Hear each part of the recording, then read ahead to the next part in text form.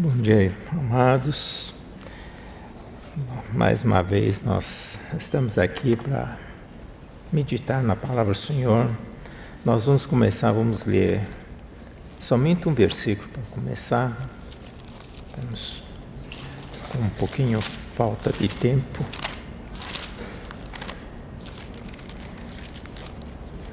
Vamos ler um versículo que é conhecido, muito conhecido da gente. João 14:6. Respondeu-lhe Jesus: Eu sou o caminho, e a verdade e a vida. Ninguém vem ao Pai senão por mim. Vamos orar. Querido Pai, mais uma vez nós queremos estar diante de Ti prostrados, pedindo que o Senhor possa nos falar, que o Senhor tome conta desse local, que o Senhor cuide de cada um de nós, que Teu Espírito venha ungir, primeiro vem falar a mim e a cada um dos irmãos aqui, que a Tua vontade se estabeleça. Oramos em nome do nosso Senhor Jesus Cristo, Teu Filho. Amém. Como nós já tínhamos falado ontem, que o nosso Senhor, Ele é o centro de convergência de todas as coisas, havendo Deus falado outrora de muitas maneiras aos pais pelos profetas, e hoje nos fala por meio do Seu Filho. E nós vimos ontem que o Senhor é um Senhor presente, Ele está conosco, e nós vimos então que Ele não é apenas o Deus lá do céu, é um Deus que está conosco. E queremos hoje continuar o que nós tínhamos proposto, e nós no dia de ontem nós começamos a falar que o Jesus é o caminho, e que o caminho não é um método, o caminho não é uma fórmula, o caminho é Ele é o caminho. Tivemos uma vez fazendo uma viagem na Turquia, e nós vimos caminhos imperiais romanos, e a forma como a Roma dominou o seu império durante muito tempo por meio desses caminhos, que é o meio que Roma comunicava-se a todas as províncias. E a gente via que naquele tempo na Turquia tinham os caminhos imperiais romanos, e era a maneira como se eles chegavam a Roma. Jesus é muito mais do que isso. Ele nos leva ao Senhor, mas além disso, Ele que é aquele que nos fala em tudo que nós podemos e devemos fazer. Nós queremos ter o domínio do caminho. Nós queremos ter a autonomia. Uma das coisas que você sabe, depois que a gente cresce, nem precisa crescer muito, A gente já tem um conceito de autonomia. Você sabe que um dos prazeres da gente quando fica mais velho são os netos, A gente olha para os netos, a gente derrete, E só que se vê aquele ser pequenininho, mas tem uma vontade, o tamanho infinito, Você não consegue convencer a criança de nada. Desse pequeno, nós somos autônomos. Nós percebemos como nós temos uma vontade forte. Nós queremos tudo do meu jeito, Se dá uma colher, quer outra. Nem precisa saber falar, já está apontando, do meu jeito. Somos assim. Até o Senhor nos convencer. Ele é o caminho. Nós percebemos que é o melhor. Assim como nós, quando eu vejo, quer dizer, o tempo do filho, a gente já até quase esqueceu, né? Olhando os netos, a gente se lembra. A gente fala, mas isso é melhor. Você não convence. Mas é assim. Até que um dia nós somos convencidos. Jesus é o caminho. Ele é a essência do caminho. Mas só que a gente tem que prosseguir, né?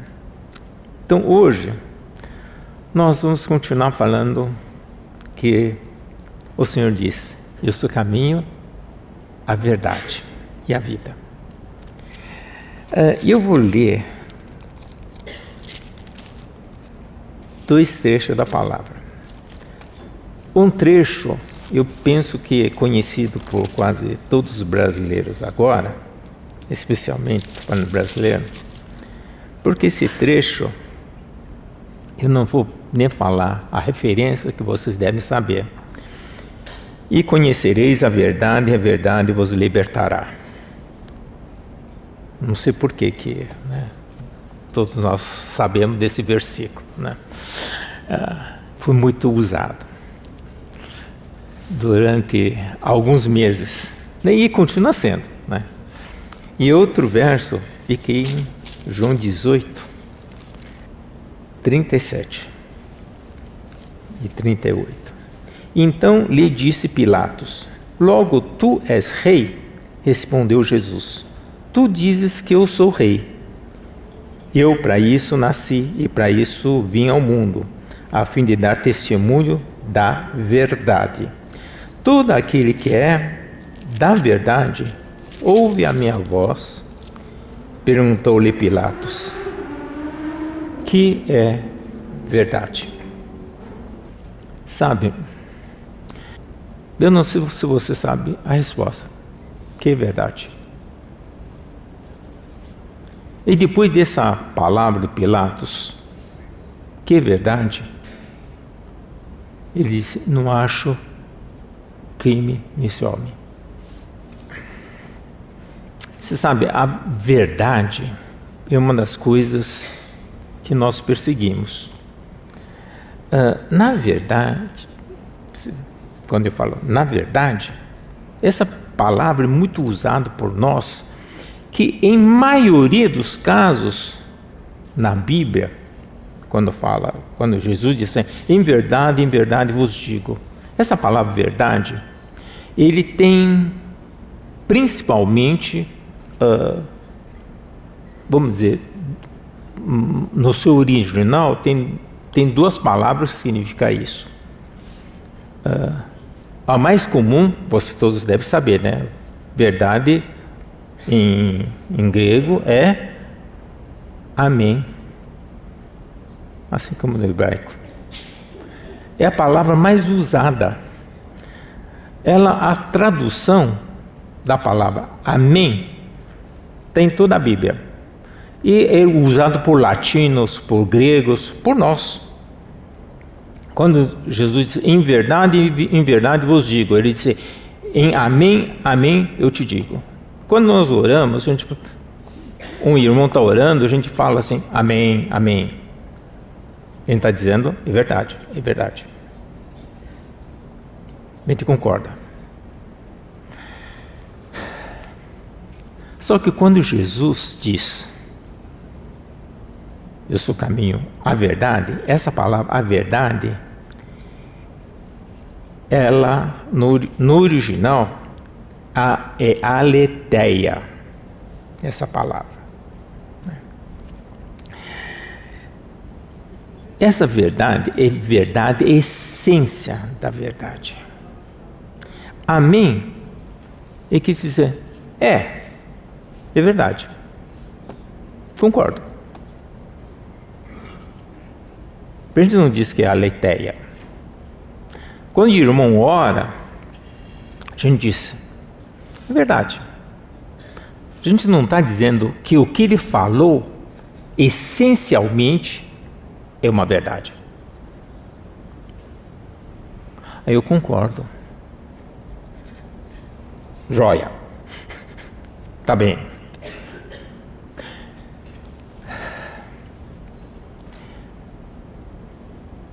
E eu vou repetir assim, parece meio jogo de palavra.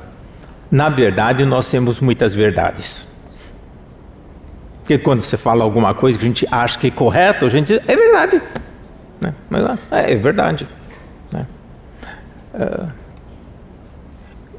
Muitas vezes, quando a gente fala é verdade, a gente tem razão. Mas sabe, isso é meio vago. Né? Eu me lembro de concordar é muito fácil com esse tipo, entre aspas, de verdade. Né? Então, contar um caso, né? Então, duas pessoas veio diante do juiz para contar suas queixas, né?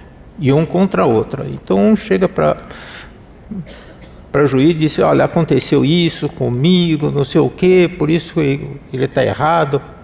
O juiz ouve e fala, de verdade, concordo. Aí veio outro, disse assim, mas aconteceu desse jeito, não sei o quê, o outro está errado. O juiz ouve e diz assim, de verdade, você está com razão. Aí um terceiro diz, mas espere um pouco. Isso não pode ser. Ou ele que está verdade, ou o outro. O juiz diz, sabe que não é verdade? Você também está com razão. Todo mundo está com razão.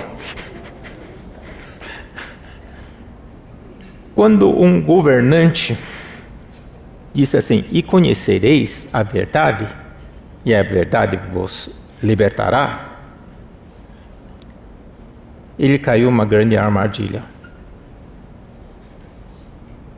Porque essa verdade que ele está falando é verdade, amém. Que para um é verdade, para outro não é verdade. Ele vai discutir isso o resto da vida. Porque são verdades relativas. Esse é um grande problema de usar a Bíblia fora do contexto. Porque aqui, quando Jesus, eu sou o caminho, a leiteia e a vida. O que ele deveria dizer, e conhecereis a Jesus, e o Jesus vos libertará. Porque só Jesus é a essência da verdade. Todo o resto é relativo. Esse que é o problema, né? Então,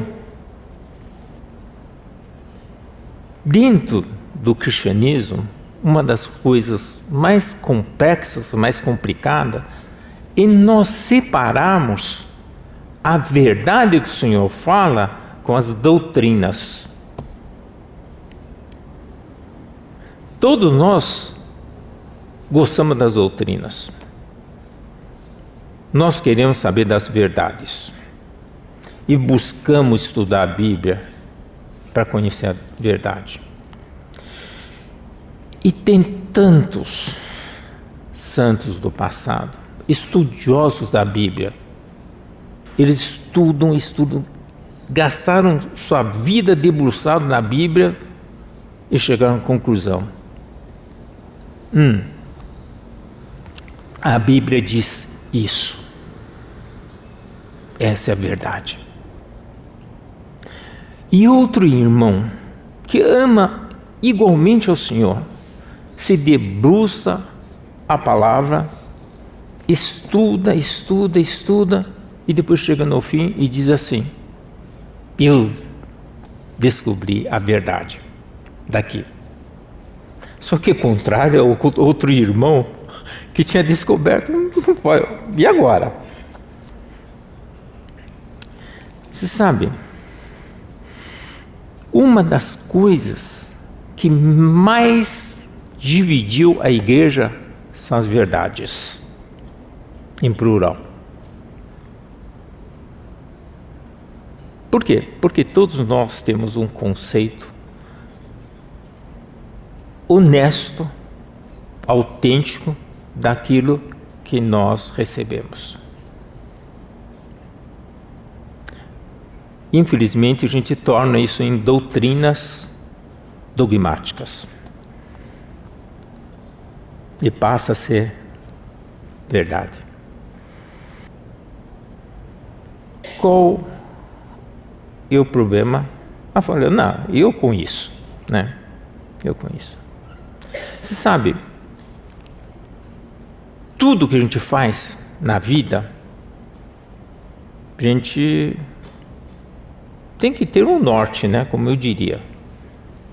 A gente conversa com os irmãos e fala, então vamos fazer desse jeito. Sabe, muitas vezes eles perguntam, você tem certeza? Aí a gente respira fundo, tenho. Até que eu deixo de ter essa certeza. Não sei se você entendeu. Por quê? Porque sem certeza você não faz. Certeza significa, eu acho que esse é o correto. Se eu não soubesse o que é correto, o que não é correto, eu não sei, eu tenho que ter certeza. Só que nossas certezas são certezas provisórias. Aliás, para quem é pesquisador, cientista, todo cientista trabalha com certezas provisórias, até achar um novo fenômeno que contradiz aquilo que ele tinha descoberto. A gente cansa de saber, né? Fala, olha, tem hora dizendo comer carne faz mal, falei, agora não faz mais. Comer ovo faz mal, agora não faz mais. Você fala, pera um pouco, como é que a gente vive? A gente vive baseado em certezas provisórias. E que um dia alguém pode desmentir, a gente vira tudo de novo, né? Esse é o mote que nós temos. Então, muitas vezes tomamos o ensino, né, a interpretação da palavra de Deus como sendo verdade. Elas são doutrinas, são ensinos. Então não vou estudar mais nada. Não, é importante você conhecer. E conheça o máximo de doutrinas. Mas peça para o Senhor dizer o que Ele diz. Agora,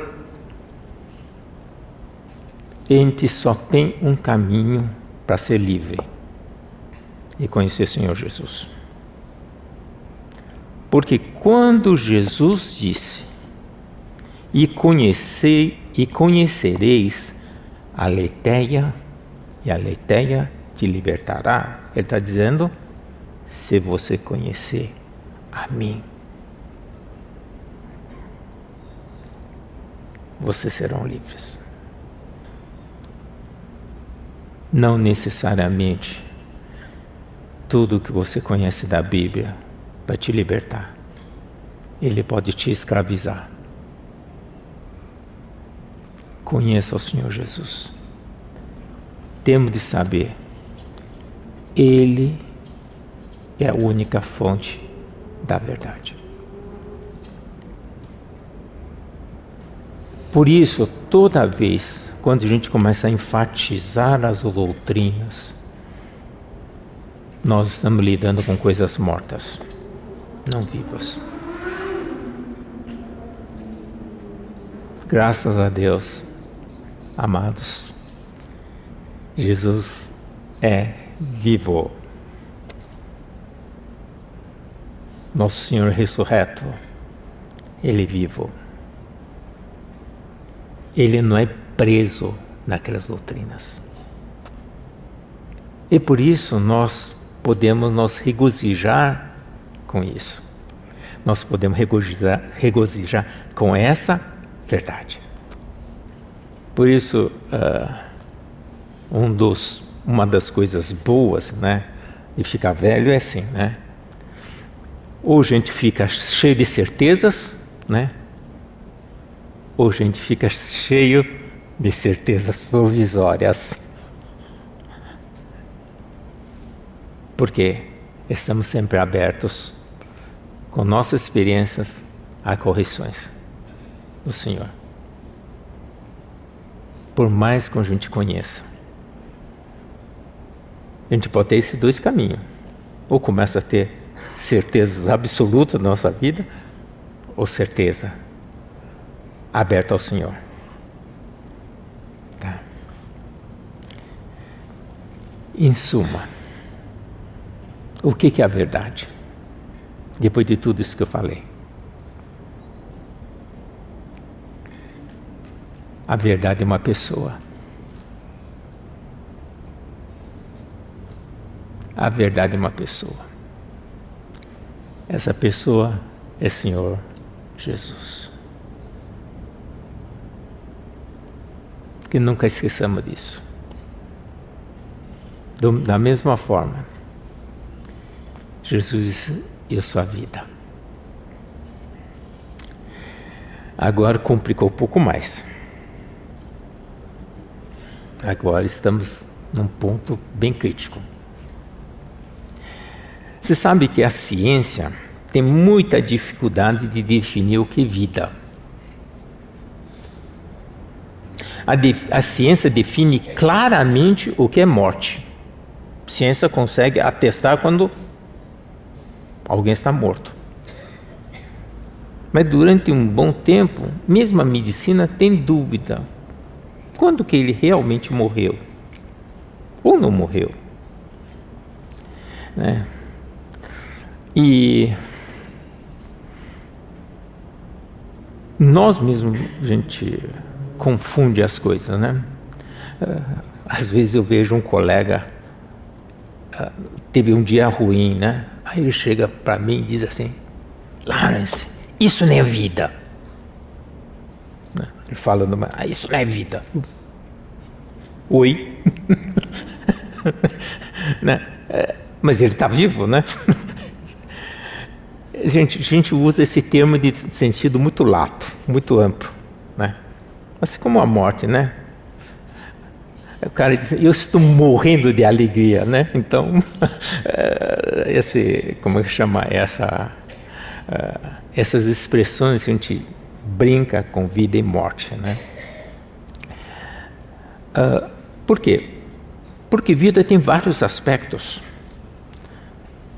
Quando Deus criou o homem, Ele soprou com fôlego de vida. Ele passou a ser alma vivente. Então, a palavra em hebraico de soprar é shai. Ele passa a ser alma vivente. Essa alma, em hebraico, chama nefesh. Depois, quem quiser pegar como é que se escreve isso. Aí tem a parte da alma. E essa alma, várias vezes, representa um ser vivo. Por exemplo, quando o Jacó foi para o Egito, diz que tem quantas almas que desceram, é essa palavra. Tá? Essa é uma alma viva, alma. Também é traduzido na Bíblia como vida.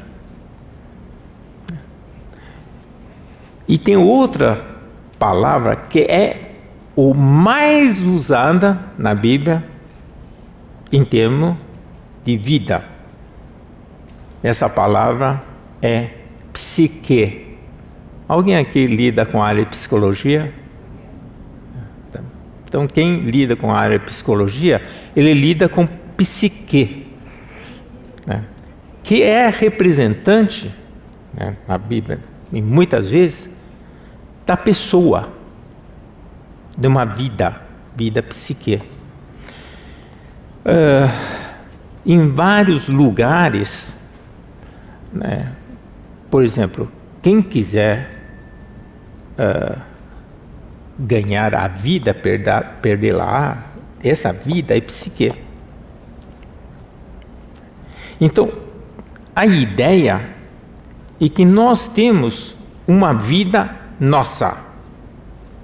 Essa vida que é composto de alma, espírito e corpo. Então, nós vivemos uma essência de vida enquanto o corpo existir, que um portador é um navio, é um barco em que carrega essa vida até esse barco acabar. Automaticamente o resto desaparece. Então nós temos uma limitação do corpo que carrega essa alma, esse psique. Quando Jesus disse, eu sou o caminho, a verdade e a vida, que vida é essa? Vida, em grego, é zoe. Zoe é a vida que o Senhor fala. O que é a vida? É a essência da vida. Tudo que é ser vivo, a essência da vida está em zoe. Então, quando Jesus disse, eu sou o caminho, a verdade e zoe, Ele está dizendo que tudo que é vida, a essência está nele. Se nós queremos uma vida abundante, essa vida é zoe. Não é vida que a gente vive no psique. Na queda, nós passamos a ter um problema no psique. E nossos desejos buscam algo que estritamente não pertence ao Senhor. Por isso, Jesus oferece a vida real, que é a essência. Nós buscamos aquilo que agrada a nossa alma, e nossas emoções, e nossa vontade. E se a gente examinar detalhadamente, a gente vai perceber que essa parte se corrompeu. E por isso, nós buscamos normalmente aquilo que não pertence ao Senhor. Então, quando nós conhecemos ao Senhor, nós começamos a ter contato com um tipo de vida diferente. Essa vida é essencialmente espiritual. Então, passamos a viver noutra dimensão, como nós falamos ontem. É outro plano. Ficamos no plano espiritual com o Senhor. E Ele quer dar essa vida, por isso que essa vida é mais abundante. Essa vida mais abundante não significa o que nós achamos mais abundante hoje. Hoje nós achamos uma vida mais abundante, quantos metros tem sua casa? Qual o tamanho da sua conta bancária? Porque nós somos contaminados com o conceito de abundância. Mas quando o Senhor disse, eu quero dar uma vida mais elevada, cada vez mais elevada, infinito, com o Senhor. Eu quero dar uma vida zoe para você. E quando a gente estuda mais, né? Eu sou estudante, fico ainda bastante tempo na universidade. O que nós estamos nos aprofundando no psique, me parece uma contradição isso, né? Mas a gente precisa disso. porque até para entender essas palavras gregas, não sei o quê, não entendo, né? Eu só pego o Strong, né? Dicionário, eu fico tentando entender algumas coisas, né? Não conheço o grego nem hebraico, mas o uso das ferramentas, o uso das habilidades que eu aprendi no mundo físico, no mundo da alma, para tentar entender as coisas de Deus. O que vale nesse instante, o que é? Não é tamanho da minha inteligência, é o tamanho do nosso coração. Para entender as coisas da vida, você tem que desejar ter essa vida. E muitas vezes a gente consegue ver. A gente consegue, quando olha para certos irmãos. Eu gosto tanto quando a gente está numa conferência, vê outros irmãos e assim, você sente quanta vida naquele irmão. Naquele parece que o corpo não segura, você sabe? Nosso corpo é limitação. Mas quando está com o irmão, parece que o corpo deixa de ser limitação. Aquilo lá sai uma vida. Você percebe? Essa vida não é limitada ao nosso corpo. A pessoa pode nem saber muito bem o que falar.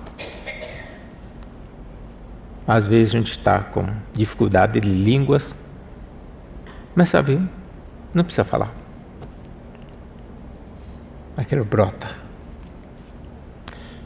Então, a gente percebe que a vida dá seus frutos.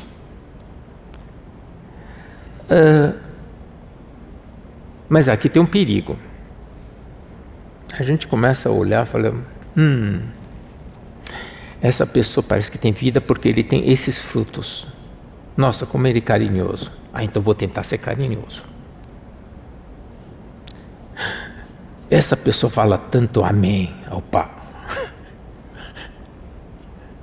Não, é aleluia. Não, errou.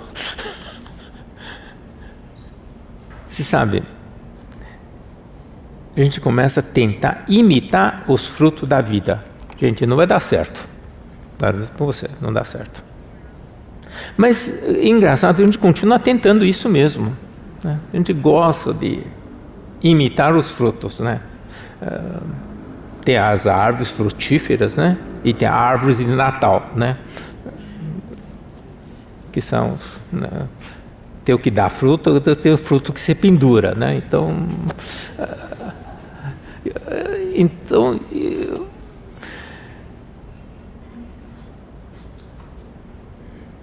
O Senhor, Ele que dá a essência da vida que corre dentro da seiva das árvores para a gente. E quando você conhece o Senhor Jesus Cristo e conhece verdadeiramente o que é a vida, é porque você tocou na pessoa do Senhor Jesus. Voltando, o que é a verdade? Novamente, verdade é uma pessoa. Até fim da conferência vocês vão ficar enjoados disso. Toda vez que a gente gosta de falar das coisas espirituais. Olha, não é qualquer coisa, coisas espirituais. A gente busca as coisas espirituais, mas depois você vai descobrir que você tem que estar buscando uma pessoa. E de lá que flui a vida. Por isso, não adianta a gente querer imitar a paciência do outro irmão. Como diria hoje, não rola. Né? Paciência sempre vai ser uma consequência. A longanimidade, amor, tudo é consequência. A gente fica buscando uns enfeites, né? Para pendurar como medalha no peito. Não vai dar certo.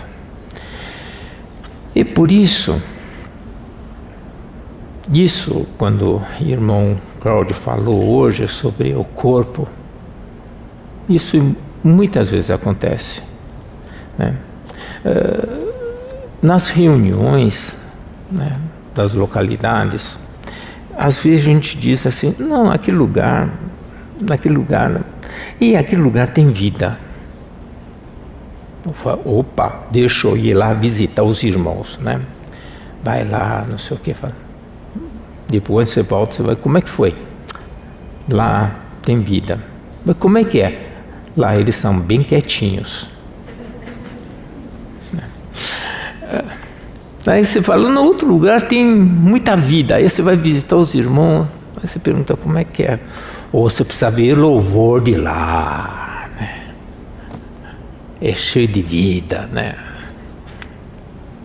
E aí você vai para outro lugar, lá tem Ministério da Palavra, você precisa ver, né? Aí a gente quer implementar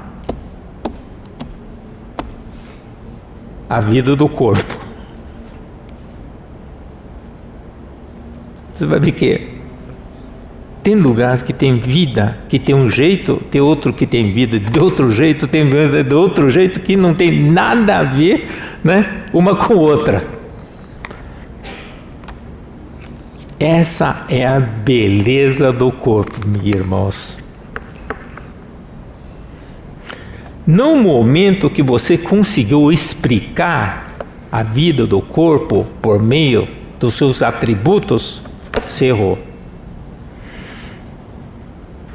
Porque não é fruto que define a árvore, é a árvore que define o fruto. Não sei se você entendeu o que dizer. A nossa tendência é tentar definir a árvore pelos seus frutos. Não. A árvore dá seus frutos. O fruto sempre é consequência. Fruto não é a causa. Mas por que a gente faz isso? Porque é mais simples. Mais fácil. Né? A gente começa a parte pegando partes e junta e tem um todo. Como se cada pedaço fosse um tijolo, né? Não. É um órgão vivo. Por isso, quando Pedro fala, somos constituídos, edificados como pedras vivas. Cada uma delas tem que ter vida.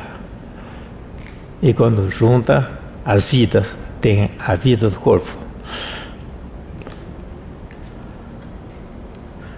Quando essas vidas crescem, você tem um corpo maduro, retratando a vida do corpo. Você fala, mas por que aquele corpo tem vida? Porque tem irmãos e irmãs com vida. Esse é um corpo que tem vida. Parece simples, né? É isso. Onde o Cristo é a cabeça. Tão simples quanto isso.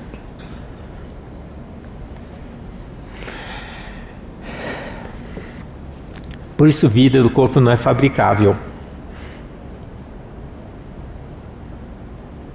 Porque está em cada um de nós. Por isso, vida de cada um de nós, vida do corpo, é mais profundo do que as aparências. É muito mais. Né? Sabe quando um corpo tem a vida? É quando Cristo está no corpo. Quando você consegue ver Cristo. Tão simples quanto isso. Então,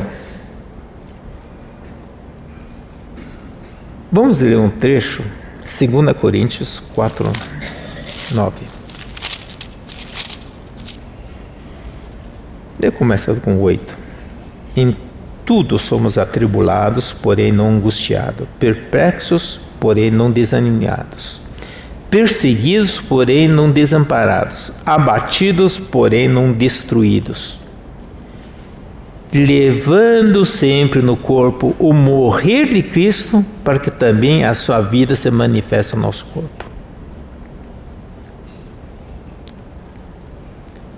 Essa é a marca da vida de Cristo.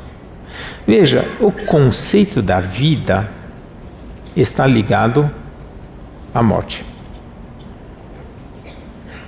O que mais se opõe à vida de Cristo? A nossa vida. É uma briga constante. A vida de Cristo quer sair, a nossa vida, não, nada disso. A vida de Cristo quer manifestar, a nossa vida, nada disso. Essa é a luta. Essa é a luta. Por isso, nós muitas vezes no lado negativo, olhamos sobre o ângulo negativo. Porque todos nós,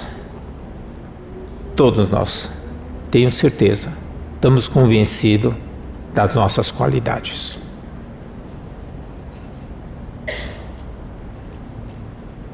E com o que a gente quer? Quer mostrar nossas qualidades. Quando a gente mostra a nossa qualidade, Cristo não pode mostrar a sua vida. Cristo pode usar nossas qualidades. Mas o problema é que a gente quer mostrar as nossas qualidades. Porque trazer a marca do morrer permite outros verem a vida de Cristo. E por isso a gente é muito preocupado com as aparências. O exemplo parece que não é diretamente ligado, é do livro de Lucas 10, 41, 42, nós não vamos ler, é a Marta e Maria. Quando o Senhor Jesus foi à casa, a Marta provavelmente era uma ótima cozinheira, arruma, sabe aquela pessoa que todo mundo diz, que pessoa eficiente. E Maria é aquela pessoa que está contemplando o Senhor Jesus. A Marta, gente, com tanta gente, importa é fazer. Mas Jesus elogiou. Ela escolheu a melhor porção. E sabe discernir o que é importante. A gente sempre, quando chega nesse trecho, não é que a gente não tem que fazer as coisas, mas sempre discernir o que é importante. Jesus acima de tudo, né? A gente lembra de alguém que fala isso, né? Mas ele fala Deus, mas é verdade. A gente consegue pensar quem que tem que estar sentado no trono sempre. Tá?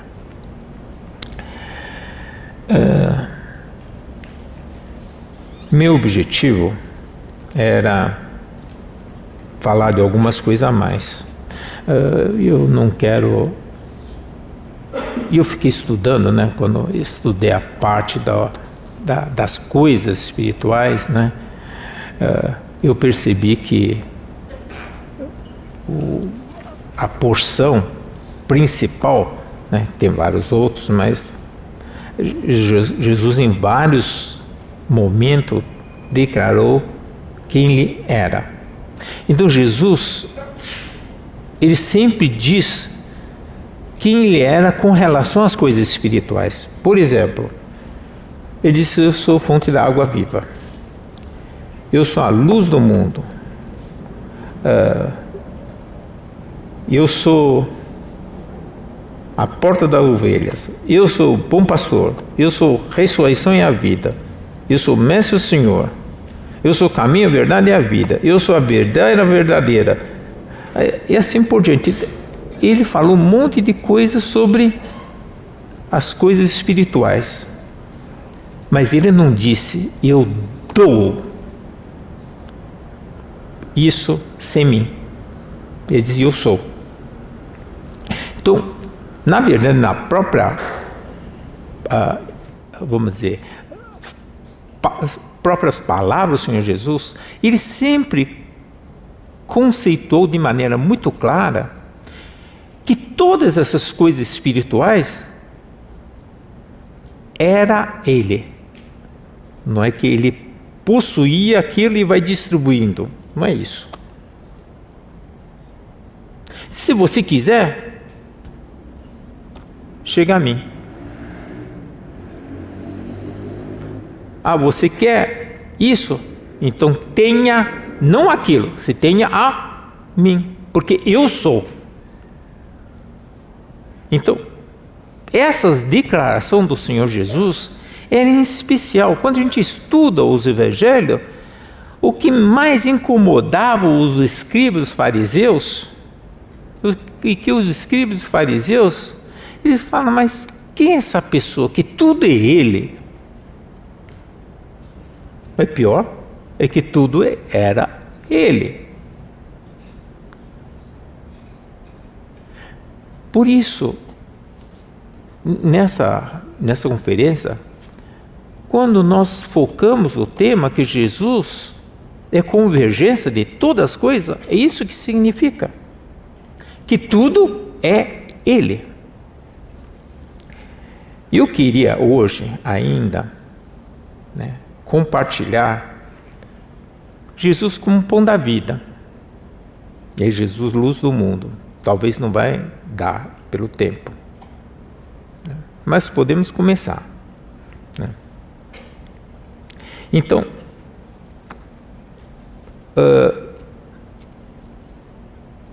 por que é bom a gente falar de alguns aspectos? Porque nosso conhecimento das coisas espirituais são fragmentadas.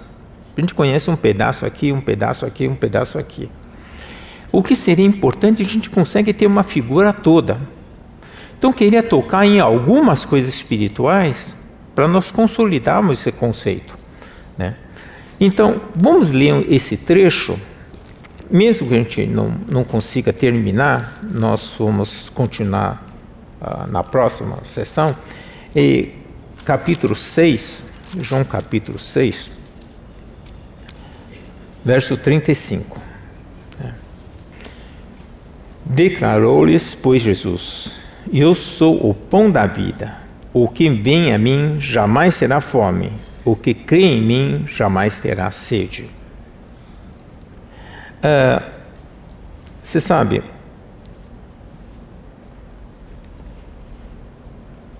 esse trecho é um trecho, como é que eu diria, muito crítico. Esse trecho, quando Jesus fala do pão da vida, ele começa no João capítulo 6, verso 22, ele vai terminar só no fim desse capítulo, no versículo 71.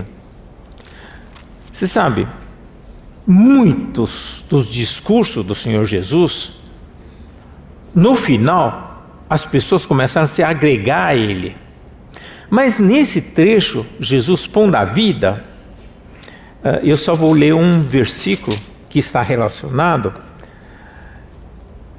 no verso 66, à vista disso, muitos dos seus discípulos o abandonaram e já não andava com ele. Eu acho que o pão da vida é assim, Jesus,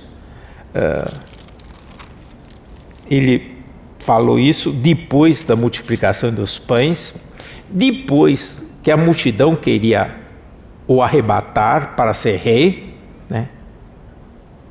Aí Jesus disse: eu já multipliquei os pães, vocês já comeram dos pães. Agora deixa eu fazer o seguinte, eu vou explicar o que é esse pão. O pão é isso, o pão é aquilo, não sei o quê. Depois que ele acabou de explicar o que é esse pão, Muitos discípulos dizem, não quero mais. Você sabe,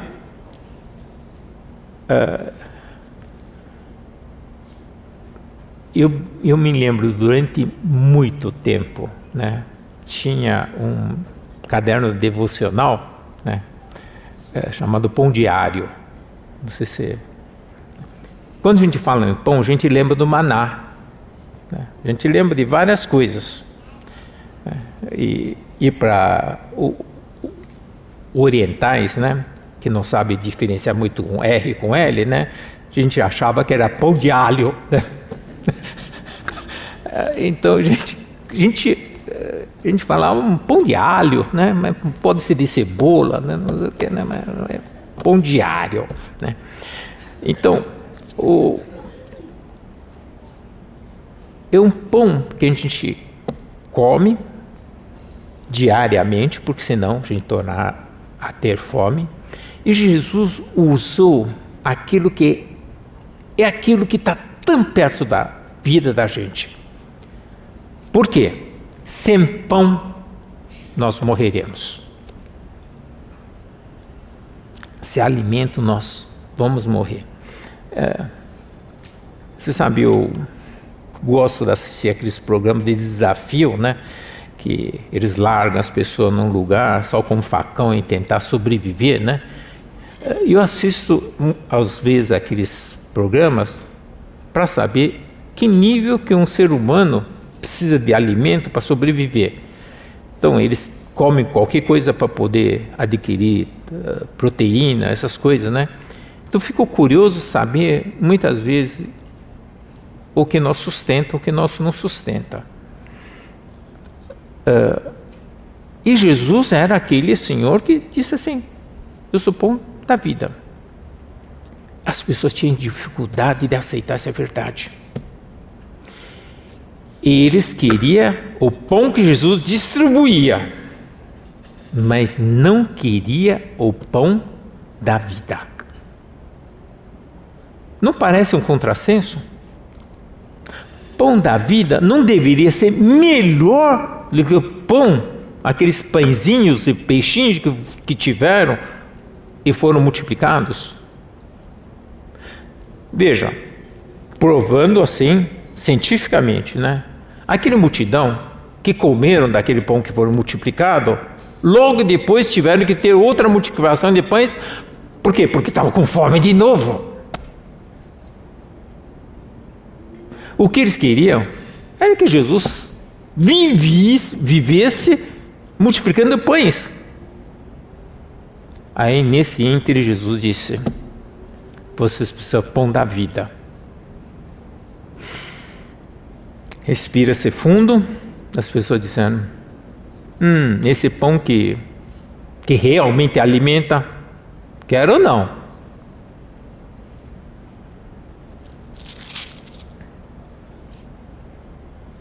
Aí Jesus lança um desafio.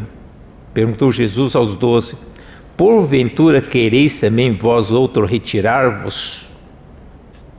Olha, estou dando uma chance para vocês se livrar desse pão. Respondeu-lhe Simão Pedro: Senhor, para quem iremos? Tu tens as palavras da vida eterna. Nós temos crido e conhecido que Tu és Santo de Deus.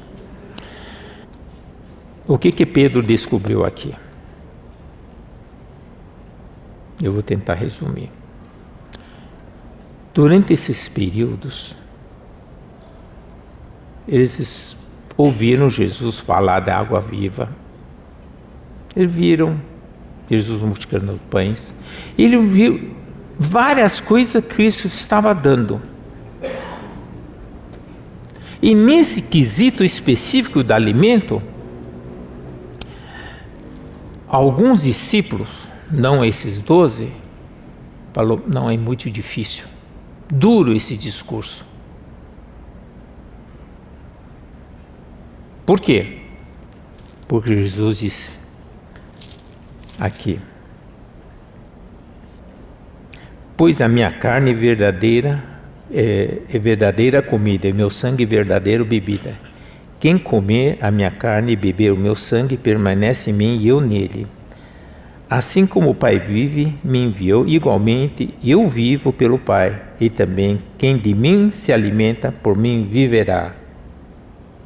Esse é o pão que desce do céu, e nada semelhante àquele que vossos pais comeram e contudo morreram.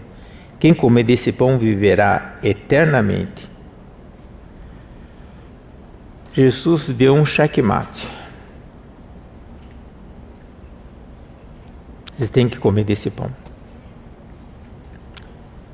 O que significa pão? Pão significa satisfação.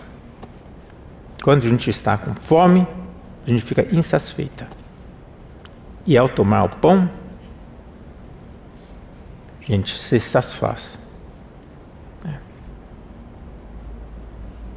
Você sabe, o chinês adora comer, né? E acho que todo mundo gosta muito de comer, mas chinês em especial fica lá pesquisando não sei o quê. Ele sempre quer coisas de abundância, e chegando ao fim diz, foi bom. Satisfação.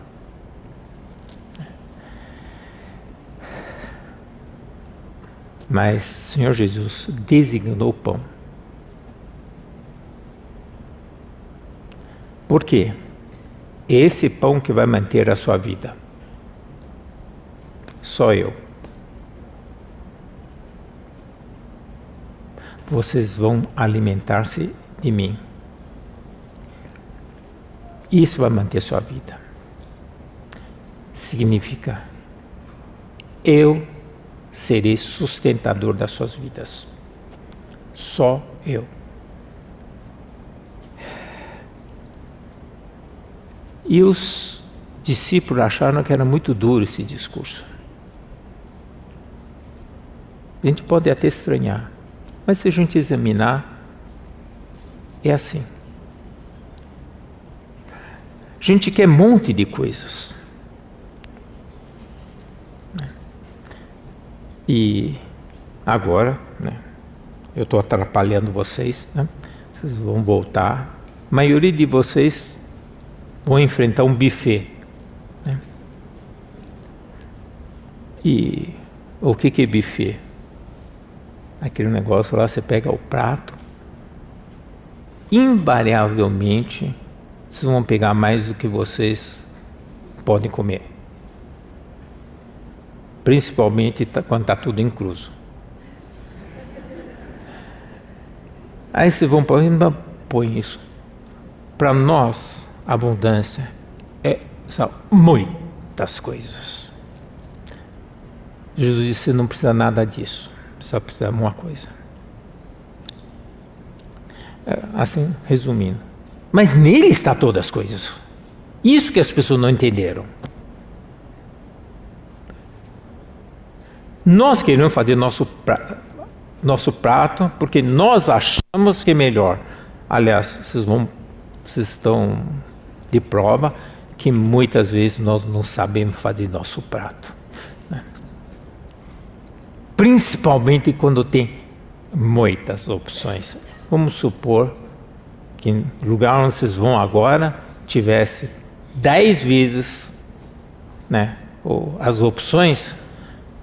Só vão sair de lá pensando, mas tinha aquilo que eu queria comer que não deu, não sei o que, né?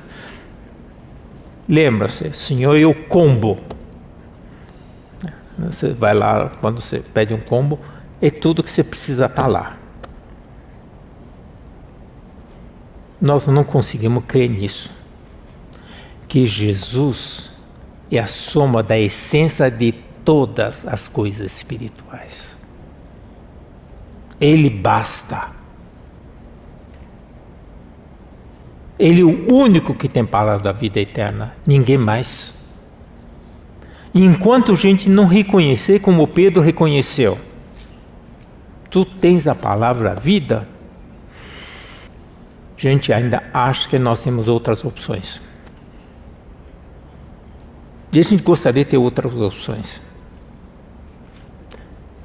Mas Jesus disse assim, eu não obrigo ninguém. Você tem total autonomia, tem total livre-arbítrio. Vocês querem retirar-se? Não tem problema nenhum. Se você quer servir ao Senhor, quer ser seu discípulo, só tem um caminho, não tem outro.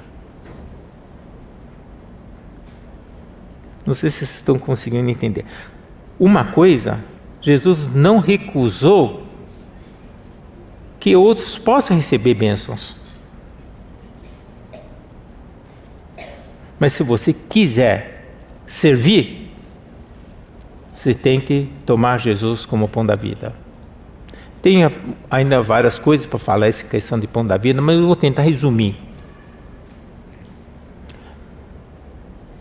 Você só pode ter forças sair de você aquilo que entrou. Se você não se alimenta da pessoa do Senhor Jesus Cristo, como você pode falar da pessoa do Senhor Jesus Cristo? Se quer servir realmente ao Senhor, o único jeito é se alimentar do Senhor Jesus Cristo. Como diz, claro, ditado popular não é verdade, né? Diz: você é o que você come. Você come o pão da vida. Se você não comer da pão da vida, você vai perceber que você não consegue manifestar a vontade do Senhor. Essas são experiências de muitos servos do Senhor.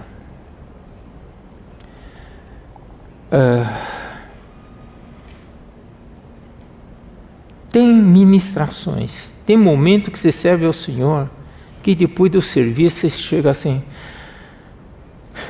estou cansado, esgotado. Parece que, né? Sabe por quê? Porque esgotou aquilo que é seu. O seu saiu, você está esgotado. Mas sei do Senhor Jesus. O que sai é dele, não é seu.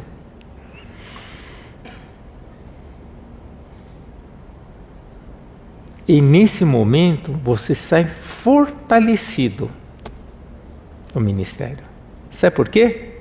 Porque nesse momento Ele te alimentou. Em vez de você tirar alguma coisa de você, a graça do Senhor diz o seguinte: eu vou colocar coisa em você. A administração, nesse caso, é a melhor forma de se alimentar. Que legal. Por quê? Porque Ele é o pão da vida. Ele que entrou e se manifestou. Você não consumiu o seu. Você simplesmente permitiu que esse pão da vida manifestasse. Eu sou obrigado a terminar por aqui. É porque nós vamos ter um workshop agora dessa mensagem indo para buffet, né? Então, medite nisso. Tá certo? Vamos orar. Querido Senhor, mais uma vez nós queremos te agradecer, porque o Senhor é suficiente, porque o Senhor Jesus nos basta. Obrigado pela tua vida, obrigado pela tua visitação. Nós queremos pedir nesse instante que realmente o Senhor possa fazer reter aquilo que é teu. E que tua vida possa florescer. Que sejamos fortalecidos pela tua vida. Queremos entregar esse momento, então, em tuas mãos. Nos guarde. em nome do nosso Senhor Jesus Cristo, teu Filho. Amém.